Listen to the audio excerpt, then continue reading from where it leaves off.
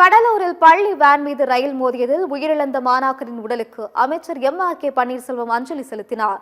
கடலூர் மாவட்டம் செம்மங்குப்பம் அருகே கேட்டை கடக்க முயன்ற தனியார் பள்ளி வேன் மீது ரயில் மோதியதில் 3 மாணவர்கள் உயிரிழந்த சம்பவம் அதிர்ச்சியை ஏற்படுத்தியது.